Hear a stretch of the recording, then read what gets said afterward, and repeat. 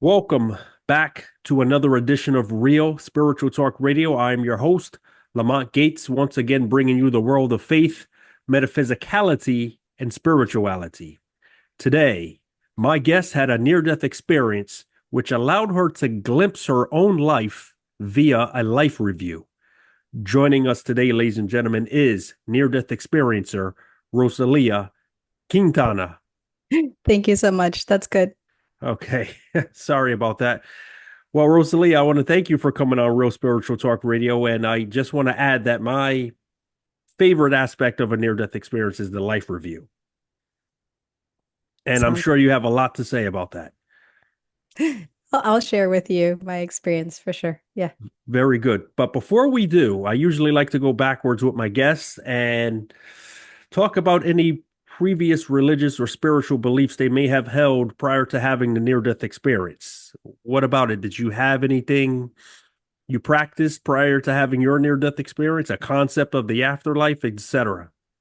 Absolutely. Thank you for asking that question. And that's a question I love actually.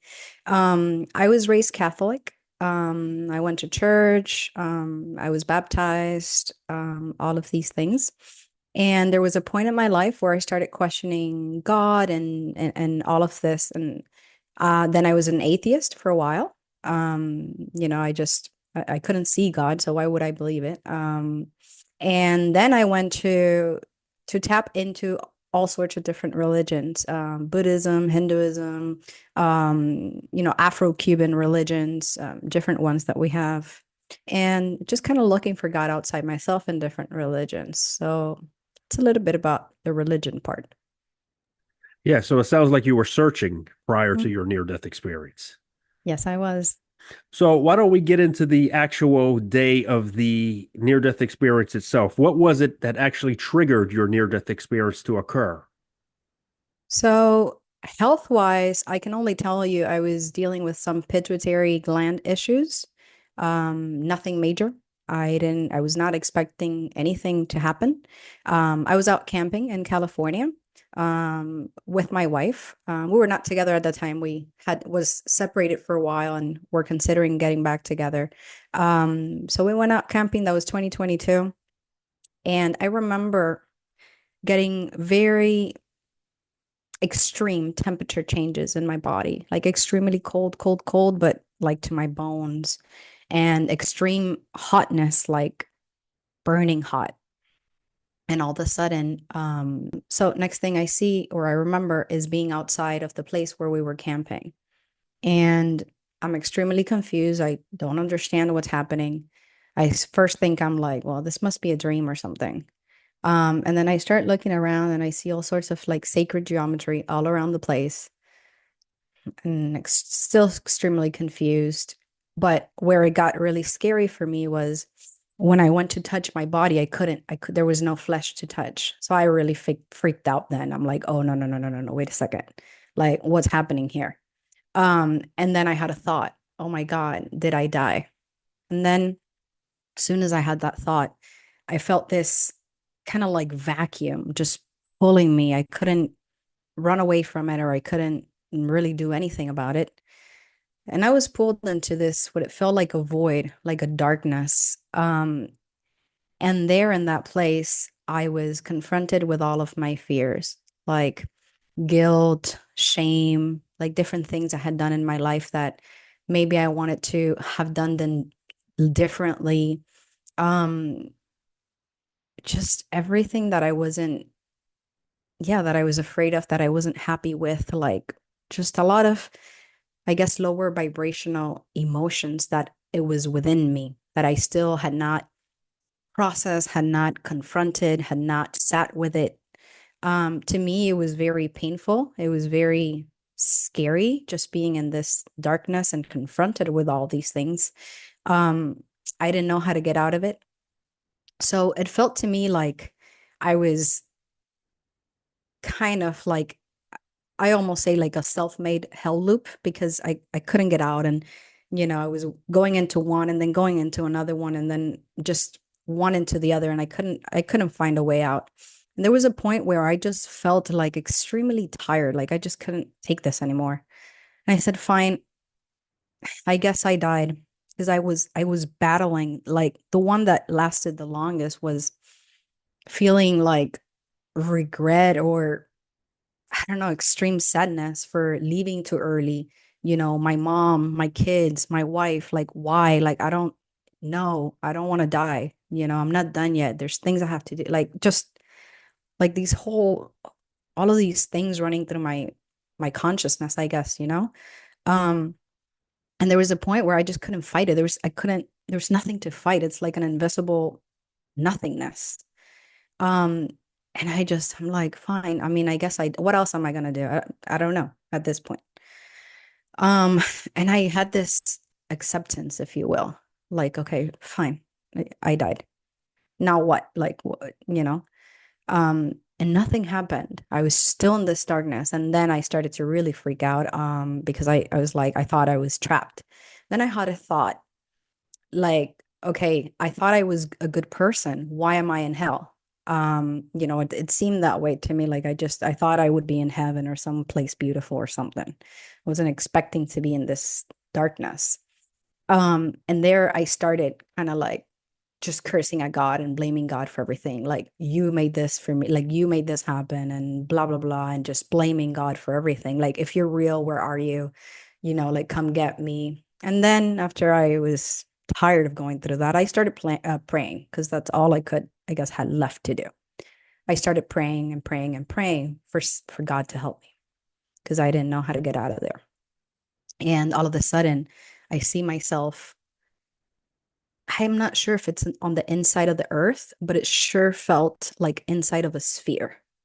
And to me, it was earth, because I really didn't have any knowledge of anything else. So just kind of like, almost kind of like the shape of the flower of life or something like that, or earth or something. And I was just in there, and I could feel oneness with everything, like with Mother Earth, with the air, with the elements, with it was like this expansion of, I don't know, just very expansive and connected to everything. Like no separation between me and everything. It's just kind of hard to explain it. And then there, God showed up, and it showed up for me as a male, somewhere in his 60s, short white beard. um I guess for me at that point, it had to show. That's not my perception, and I'm sure we'll touch on that when we get to a different question. That was my perception or understanding of God, and I believe he came forward in that way, so I could feel safe and identify him as maybe the Catholic version of God, or that version of a male higher figure. And I started cursing at God. I mean, I wish I could have done it differently, maybe say nicer things, but I just couldn't. I was with extreme rage and just mad. Like, why the poverty? Why the suffering? Why the cancer? Why the kids? Why? Like, are you insane? Like, can you, like, I mean, it's crazy. It doesn't make any sense to me. Why would you do this? Like, if you're God, why is the world the way it is? Um, and then the only thing God did, had a little bit of a half smile, couldn't see his teeth or anything, put his hand on my shoulder right here. And that was it. Biggest love I've ever I cannot compare it to any human emotion or experience or nothing. It is absolutely, there's no words for this. And I just felt like everything was perfect. Weirdly, like everything made sense. Like I had all the answers and everything was perfect. I no more questions, no more nothing. I couldn't. There's nothing I couldn't articulate or argue, or it's just complete bliss and peace and love. Like there was nothing else. I never felt any judgment out of the things maybe that I thought I could have done better, or the people that I've hurt, mm, before, that I just didn't have the awareness or the consciousness. I was just kind of, I don't know, you know, just living life without really being aware of the consequences that maybe a word or something has on someone else. Um, I did understand that I was here to help.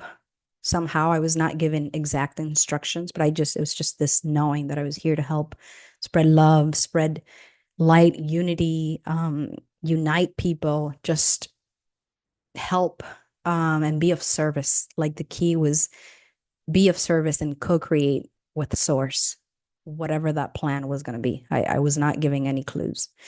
So I'm like, oh, so I'm supposed to help. Okay, okay, I got it. I got it. Like I was trying to like get myself to remember what I was supposed to do, like the main message.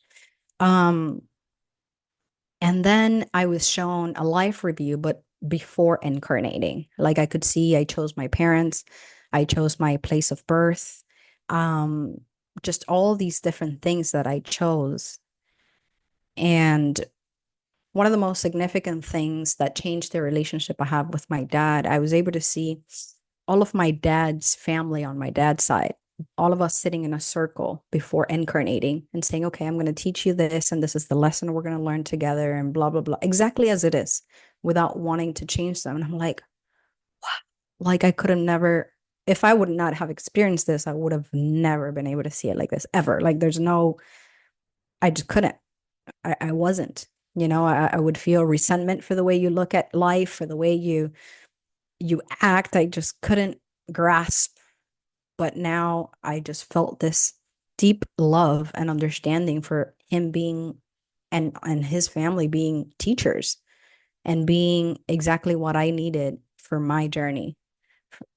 So that our relationship has gotten so much better since I had that experience. In another level. Um, I was shown kind of like all of the stuff, that I did in my life. I was shown different lives, like past lives. I'm not sure if there was any parallel life because I just couldn't distinguish, but I knew it was me having different experiences. Because it felt like no time or space, like it's all, I don't know, happening simultaneously. There was no difference, I guess, in past, present, or future. So I can't pinpoint to that, but it was like a hologram right in front of me. And I just could feel and know and experience at an exponential level, like the lesson of that lifetime. And then I could see I was a male, I was a female, I've been from every continent, from every race, blah, blah, blah, blah, blah. And it was just like a hologram shifting very quickly, like right in front of me. And I'm like, especially with the males, because I don't know, I just feel like sometimes before I was very harsh, like judging the male figure. Like, why do you treat women this way? Or why do you cause this suffering or whatever, right? And now I'm like, well, I've done all of that as well. So now things have shifted, right? I can't judge the other person because I did horrible things in other lifetimes because they were lessons that I had to learn. So naturally that brought me a lot more compassion for other people.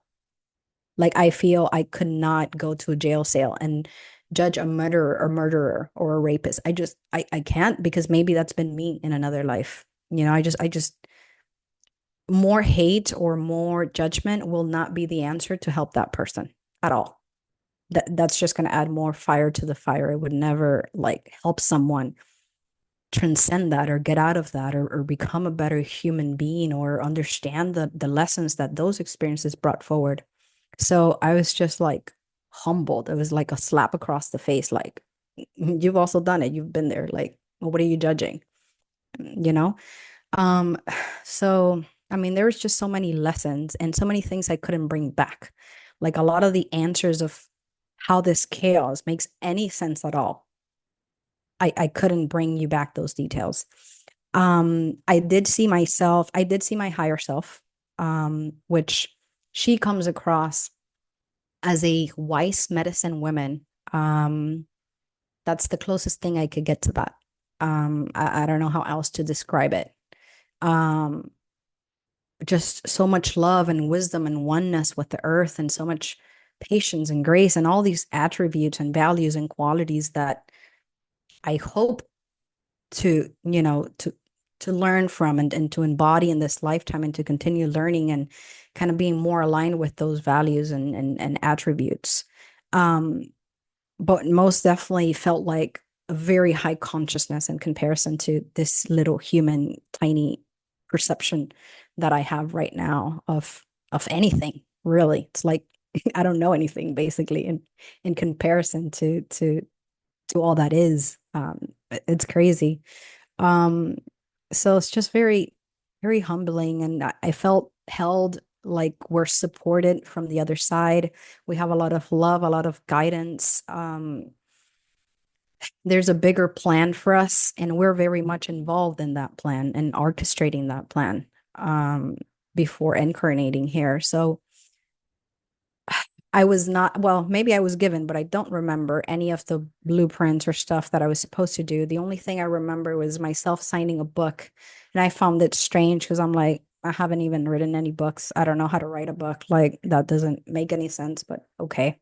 Um, and then all of a sudden, I was back at some point. I don't know how long it lasted. I have nothing. I don't know. But I came back, and I was, I guess, back in my body and in my consciousness in the morning. And I remember getting up and looking at the sun. I've never seen the sun that way in my life. It was like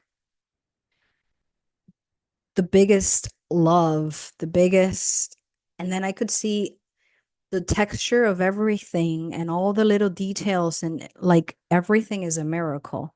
Like us being alive is a miracle. Like I could notice the texture and the detail of everything. Kind of if like I slow down reality and I was just like, oh my God, like everything is beautiful. Like wow, like the birds, the I don't know, I could just see something like I was reborn. It was different. Like I had a new pair of glasses. I just it's I don't know, I couldn't explain it to you. It's just to be felt, I guess.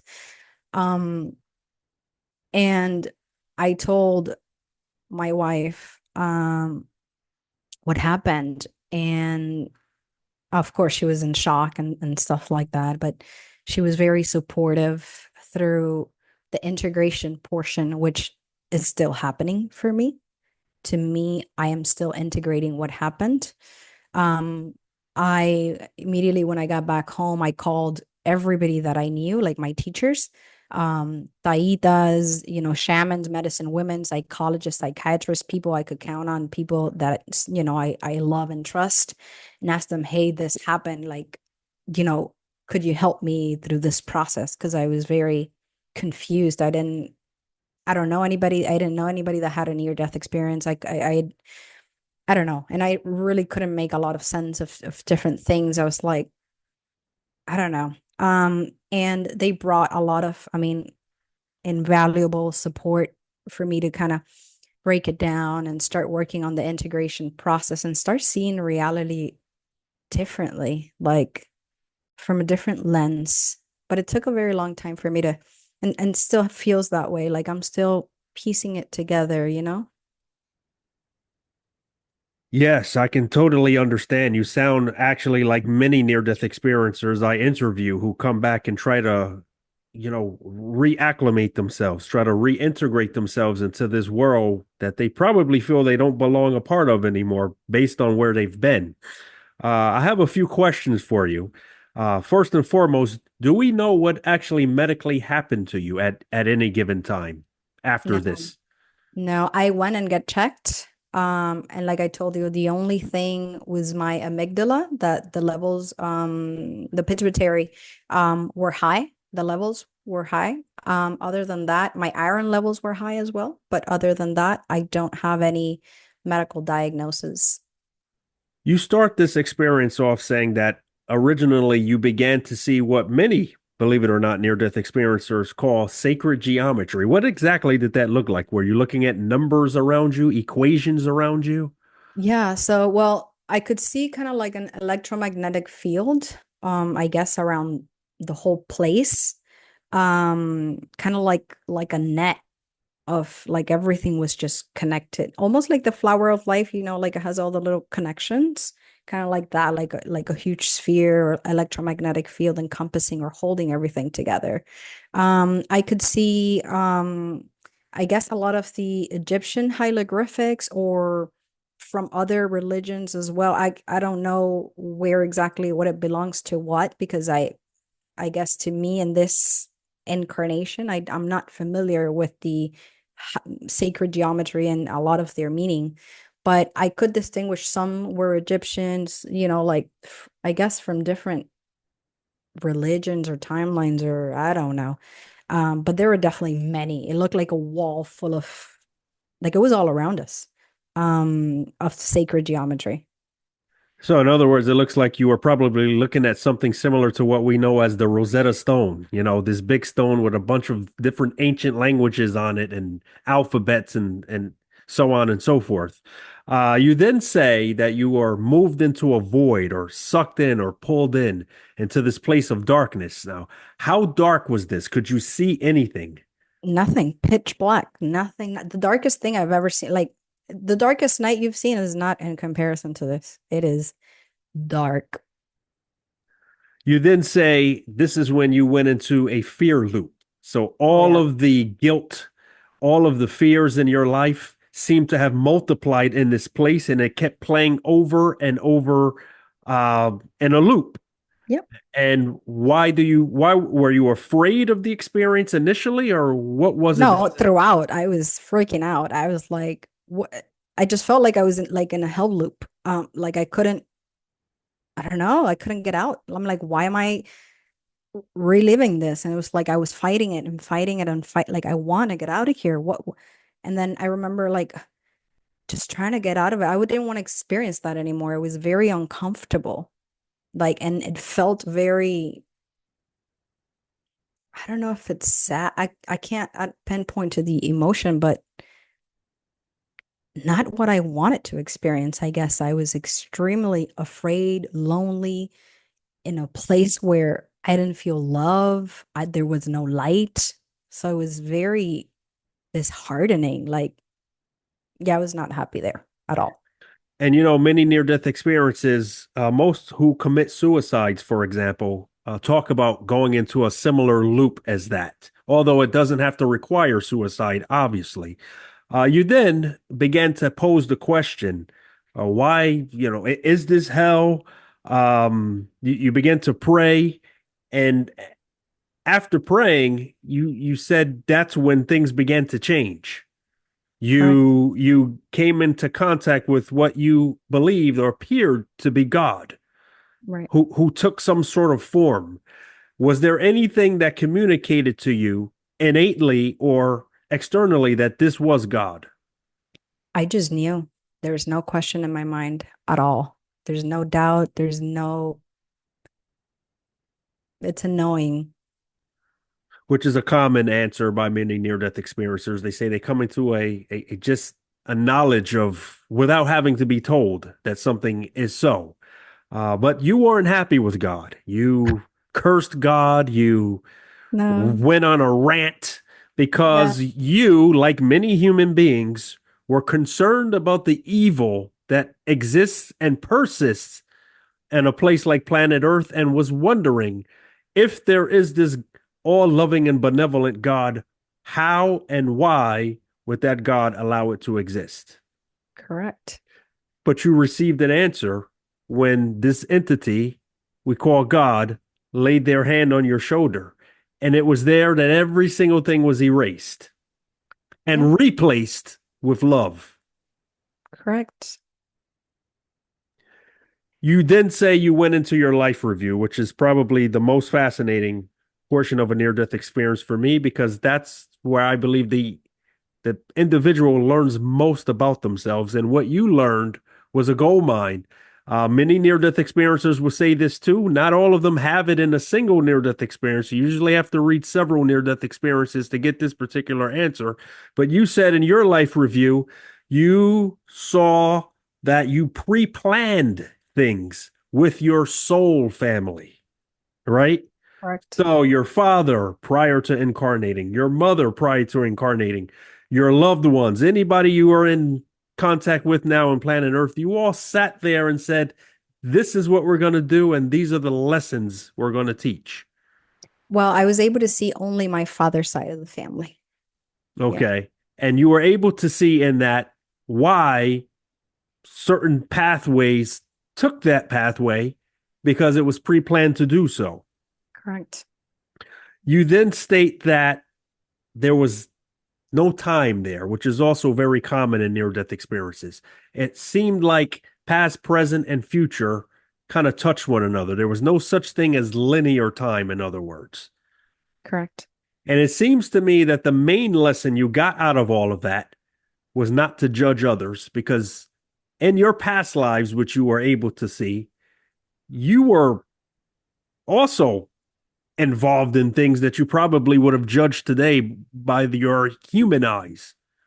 Correct. We're all one. There's no separation, pretty much. And that's exactly what you also saw there, that there was a complete oneness with everyone. And I believe that's when God had touched your arm. You realized that you were one with everything. I want to talk now about some of your after effects because it sounds like when you came back from this, you saw life literally in a different shade. You said you woke up, you saw the birds had meaning, the sun had meaning, it had different meaning, it probably more meaningful to you than prior to having your near death experience. Now, many near death experiencers also talk about coming back with a lack of fear of death. They may come back with some precognition, premonitions. Empathy levels are much more higher. Did you come back with any of these as well? Definitely a lot more empathy, a lot more love for myself and for other people, just for humanity in general. Um, Also for all kingdoms, like everything has consciousness is kind of the message I got, like the plant kingdom, the animal kingdom, the mineral kingdom, all of the elements, the water, the fire, the air, everything is alive, everything is energy, everything is vibration, frequency. Um, I did get something, something I haven't mentioned in any podcast interview is and I did tell that to my wife, is I got music is the answer. And I still have not been able to piece that anywhere. But I'm sure it'll come together before I depart in this lifetime. But yeah, music is the answer. Well, one thing I can say about music is out of anything in this world, whether it be politics, religion, etc., it's the one thing that unites everyone.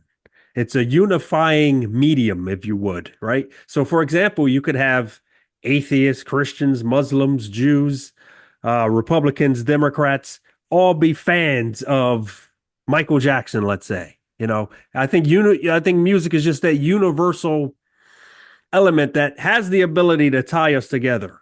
Although I don't know if that was the meaning of the phrase, but I don't know. from what I can see, music is definitely something that can unite us, um, other than many of the divisions that are going on in the world.